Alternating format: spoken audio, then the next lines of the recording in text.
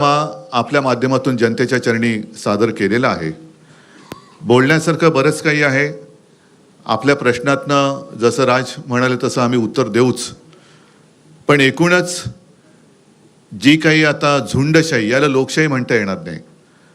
आपल्या देशातली लोकशाही संपून झुंडशाही सुरू झाले असंच आता वातावरण आहे।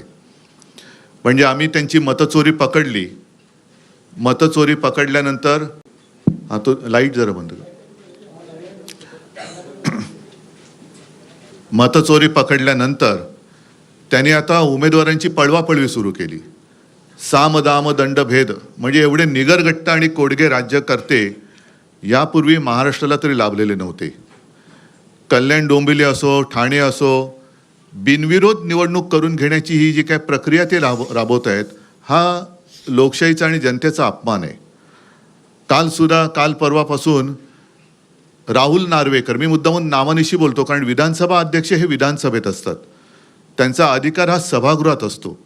सभागृहाच्या बाहेर ते राहुल नार्वेकर आहेत आणि तिथले आमदार आहेत। एक आमदार आपल्या अधिकाराचा दुरुपयोग करून दुसऱ्या म्हणजे जनतेवरती दमदाटी करतोय, त्यांचं संरक्षण काढून घेण्याचा आदेश स्वतः संरक्षणात राहून करतोय। माझं तर मत आहे हा विषय गांभीर्याने निवडणूक आयोगाने घ्यायला पाहिजे आणि तत्काळ अध्यक्षांना निलंबित केलं पाहिजे। कारण अध्यक्ष हे कोणत्याही पक्षाचे नसतात, ते जनतेचं जे काही न्यायासन आहे विधिमंडळ त्याचे अध्यक्ष असतात आणि तिकडे निष्पक्षपातीपणाने कारभार करण्याची जबाबदारी त्यांची असते। अध्यक्ष हे कोणत्याही पक्षाच्या प्रचाराला जाऊ शकत नाहीत किंवा त्यांनी जाता कामा नये असा एक अलिखित किंवा लिखित दंडक आहे। त्याला छेद देणारं उद्दाम वर्तन त्यांनी परवा केलेलं आहे आणि म्हणून त्यांना तत्काळ निलंबित केलं पाहिजे, त्यांच्यावरती गुन्हा दाखल झाला पाहिजे। कारण असेच जर का सगळे वागायला लागले, अगदी मंत्र्यांना सुद्धा त्यांचा लवाजमा घेऊन निवडणूक प्रचारात फिरता येत नाही। हे ऑन द स्पॉट म्हणजे हे काय तो जो काय नायक पिक्चरमधला अनिल कपूर स्वतःला समजतात आणि यांचं आत्ताच्या आत्ता संरक्षण काढून घ्या। संरक्षण देण्याचा आणि काढण्याचा अधिकार हा विधानसभा अध्यक्षांना सभागृहामध्ये असतो, बाहेर तसं कोणाचंही संरक्षण काढण्याचा अधिकार हा त्यांना नसतो आणि नसायला पाहिजे। एकूण काय की निवडणुकीमध्ये दमदाटी करून जिथे जिथे बिनविरोध निवडणुका झाल्यात, हे मला असं वाटतं निवडणूक आयोगाचं थोडंसं नाटक आहे की त्यांचा निकाल त्यांनी राखून ठेवलेला आहे। शेवटी ते त्यांच्याच वळचणीला जाणार आणि ते जाहीर करणार, पण तिथल्या मतदारांना मतदानापासून त्यांनी वंचित ठेवलेलं आहे।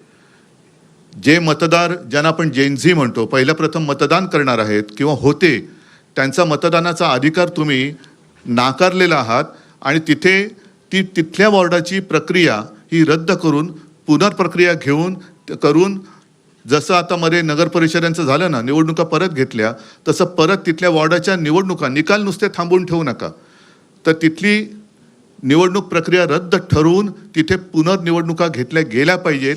तर तुम्ही लोकशाहीचे रक्षक आहात, नाहीतर तुम्ही म्हणजे निवडणूक आयुक्तांना म्हणतोय की तुम्ही सत्ताधाऱ्यांचे गुलाम आहात। हा जनतेमध्ये एक समज तुमच्याबद्दल होईल, तो होऊ देऊ नका।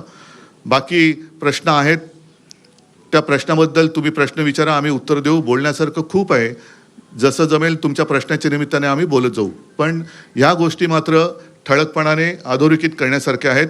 परत एकदा सांगतो, राहुल नार्वेकर यांना विधानसभा अध्यक्षपदावरून निलंबित केलं गेलं पाहिजे, त्यांच्यावरती गुन्हा दाखल झाला पाहिजे आणि जिथे जिथे बिनविरोध निवडणुका ह्या करून घेतल्या गेलेल्या आहेत तिकडे निवडणूक प्रक्रिया ही नव्याने राबवली गेली पाहिजे।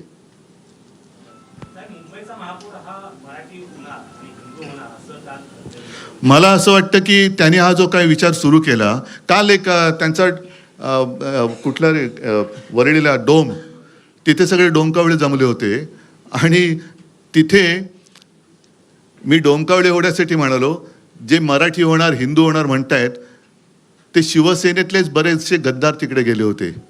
ते कोण आहेत धर्माने? ज्यांना शिवसेनेने मोठं केलं ते